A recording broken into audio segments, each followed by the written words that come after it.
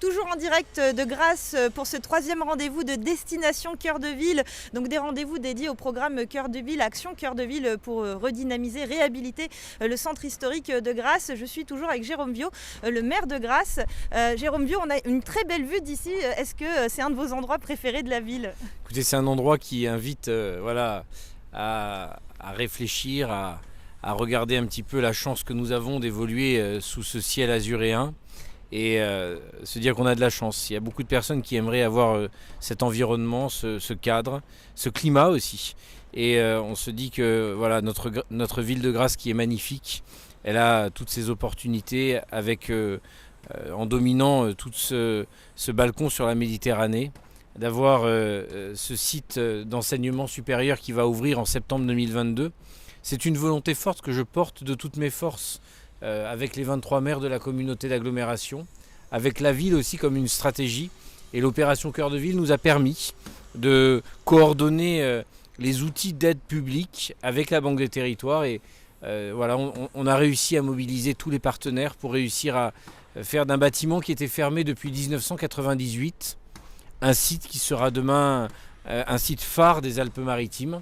Oui, il s'agit encore d'un projet de territoire finalement, ce nouveau site de Grasse Campus, puisque c'est le chantier du nouveau site de Grasse Campus. Vous parliez d'un bâtiment bien particulier, il s'agit d'un ancien palais de justice, je crois. Tout à fait, vous allez voir, je vais vous faire visiter ce bâtiment qui est extraordinaire et qui va, je crois, résonner très fortement avec cette vie estudiantine et cet ancien palais de justice qui n'avait pas de destination depuis plus de 20 ans, va renaître.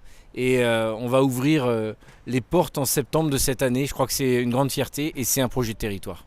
C'est assez magique en fait aussi comme projet. On va effectivement rejoindre Valérie Louba dans quelques instants pour visiter le chantier.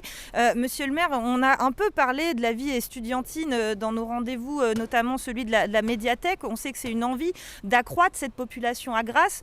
Qu'en est-il au jour d'aujourd'hui ? Combien y a-t-il d'étudiants à Grasse et combien en souhaitez-vous ? Aujourd'hui, on a 400 étudiants qui sont sur la commune et qui n'ont pas véritablement de site dédié. L'ambition, c'est de franchir le cap des 1000 étudiants avec ce site qu'on va vous présenter, avec l'arrivée de l'Université de Nice, avec l'EDEC de Lille, avec l'école d'ingénieurs de Cergy-Pontoise et des Mureaux, l'ECAM EPMI. Ce lieu, il va être ce lieu de partage, ce lieu d'échange et ce lieu qui va permettre à tous les étudiants de se retrouver et de sortir des principes où chacun a un site dédié. Non, c'est un lieu qui se veut additionner toutes les forces de l'enseignement supérieur. Et vous le voyez, quand on voit cette vue sur la cathédrale, sur le centre historique, sur l'hôtel de ville, sur cette campagne grassoise, je crois que ça invite à découvrir ce lieu et c'est ce qu'on va faire ensemble maintenant. Alors, je crois qu'effectivement le cadre est idyllique. Moi en tout cas quand je sortais de ma faculté ça ressemblait pas du tout à ça. On retrouve Valérie Louba, donc directrice de Grasse Campus. Bonjour Valérie. Bonjour. Merci de nous faire visiter justement ce chantier. Du coup, on va remercier monsieur le maire Jérôme Viaud qui a été avec nous depuis ce matin. On va vous libérer justement de vos fonctions de guide de Grasse. Un grand merci à vous et j'ai pris beaucoup de plaisir à faire cette petite interview avec vous et puis bravo à vos équipes. Merci beaucoup. Merci monsieur le maire. Alors Valérie, là vous nous avez installé justement, parce que là on va être clair, le chantier n'est pas fini, on voit les échafaudages, on entend les ouvriers travailler, donc là vous allez nous présenter les plans de ce projet. Alors ce sont les plans effectivement d'un projet ambitieux, monsieur le maire vous l'a dépeint, et nous partons de loin puisque ce bâtiment avait une fonction officielle, une fonction de tribunal, de palais de justice, et vous avez donc sur ces deux panneaux je crois un résumé de ce qu'était le site et ce que le site deviendra. Alors bien sûr, là ce sont des plans. Monsieur le maire vous l'a dit, en septembre 2022, nous ouvrons ce site qui sera le site emblématique de Grasse Campus.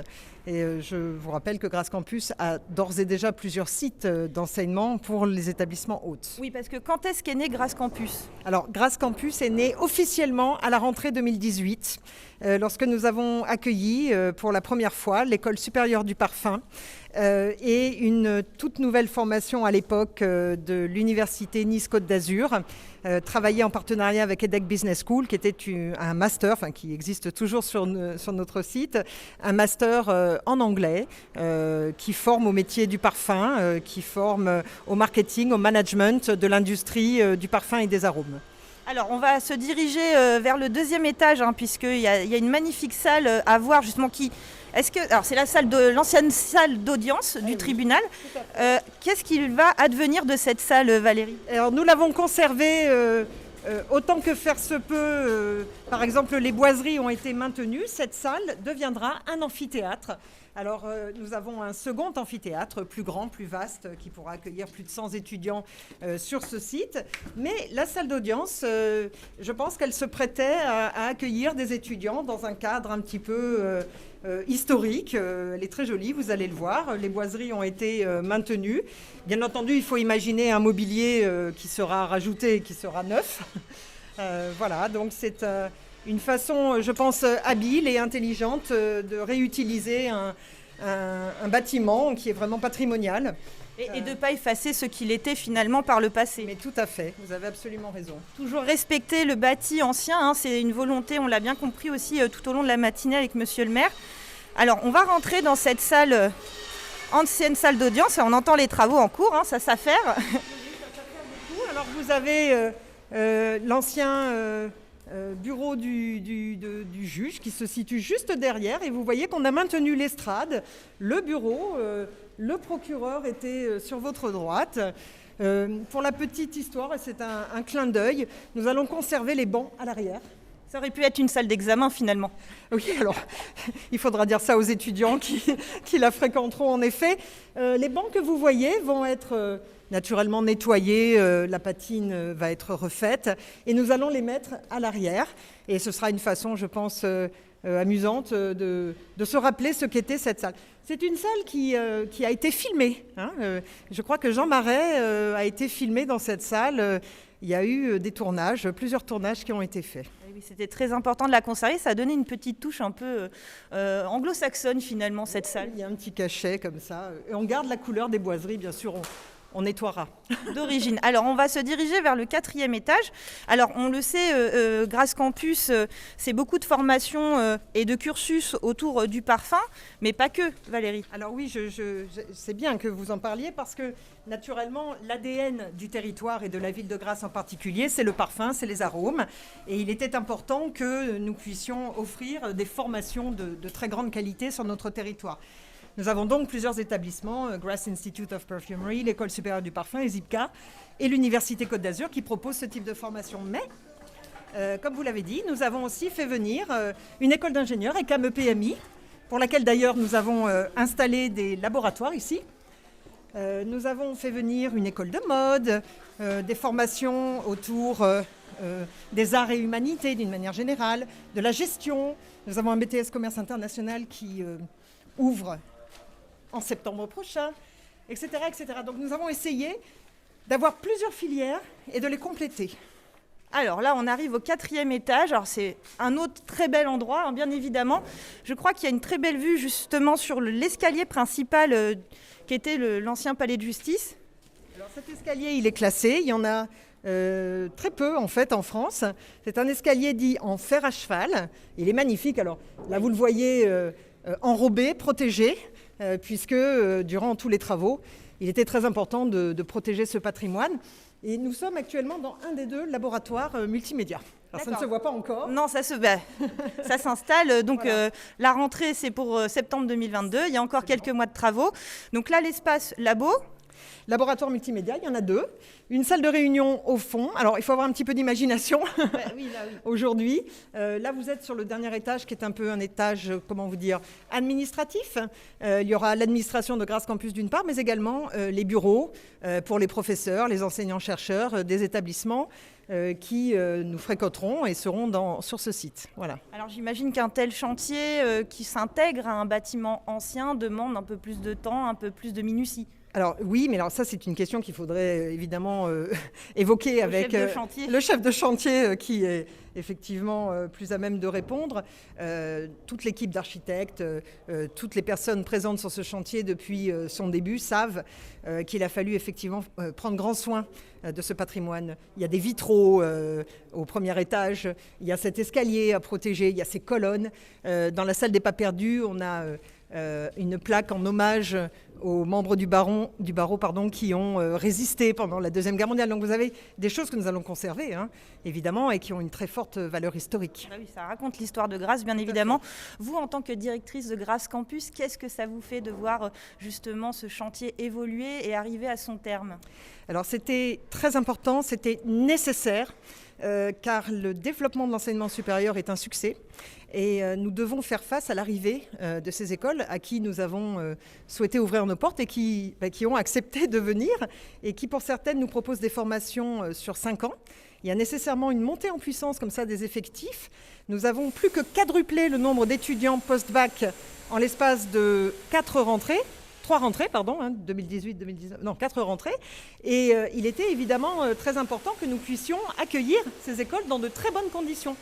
Nous avons d'ores et déjà plusieurs sites sur lesquels nous pouvons accueillir les apprenants. Mais il était vraiment important, nécessaire, vital que nous ayons ce site supplémentaire. Et par ailleurs, c'est un site... On va juste se diriger un peu plus loin du bruit, Valérie, parce que ça travaille, c'est normal. Ah ouais, c'est bien normal. C'est un site en plus qui est emblématique de par sa position très proche du cœur de ville, ce qui va nous permettre évidemment de créer une sorte de quartier étudiant que nous appelons de nos voeux, une vraie continuité avec d'autres établissements et les autres campus qui sont d'ores et déjà présents dans le cœur de ville historique. Oui, ça, on a compris, développer la vie étudiante pour développer en fait la vie commerçante aussi, bien évidemment, et la vie sociale de Grasse. C'est un cercle vertueux, comme vous l'avez déjà expliqué. C'est vrai, c'est un cercle vertueux parce que cette intuition de se dire qu'en faisant venir les jeunes étudiants en particulier en cœur de ville, cela fera revivre. En fait, cette intuition s'est traduite aujourd'hui par des choses très concrètes, hein, l'arrivée d'établissements, l'arrivée effectivement et l'installation de jeunes. Je rappelle que Grasse Campus, à l'origine, avait pour vocation de combler un petit peu les manquements en matière de choix d'enseignement supérieur pour les apprenants du territoire. Et nous avons une ambition derrière qui est légitime, qui est celle d'attirer au national et à l'international. Or, il faut loger ces étudiants et ces étudiants, nous aimons à penser qu'ils apprécient d'être logés en cœur de ville et ils viennent de par leur présence redynamiser. Vous avez des commerces effectivement qui s'aperçoivent de l'arrivée des étudiants, qui proposent des divertissements pour les étudiants, etc. etc. Donc ça marche. Merci beaucoup Valérie. Alors dans notre prochain rendez-vous, on va aller notamment à la rencontre de Denis Durand qui est couturier mais aussi professeur à l'école de mode. Il va nous expliquer justement comment il arrive à allier ces deux fonctions et comment il peut justement intégrer les étudiants à la vie commerçante. Alors Denis Durand, c'est un exemple complètement réussi de l'arrivée et du travail que nous avons fait pour étoffer et en particulier étoffer l'aspect art. De la filière enseignement supérieur de Grasse Campus. Denis Durand, c'est un grand couturier, vous allez le voir. C'est un monsieur qui a réussi, je crois, une intégration parfaite, qui participe aux événements du territoire, qui est d'une générosité dans son modèle pédagogique et dans sa façon de s'insérer dans la vie grassoise, qui est juste exceptionnelle. Ils ont une académie, ils ont un concept store qui met en valeur le travail de leurs étudiants et puis on les adore. Et on va voir ça justement plus en détail dans notre prochain rendez-vous de Destination Cœur de Ville. Merci beaucoup Valérie Louba d'avoir été avec nous ce matin pour cette visite du chantier du nouveau site de Grasse Campus. À tout à l'heure.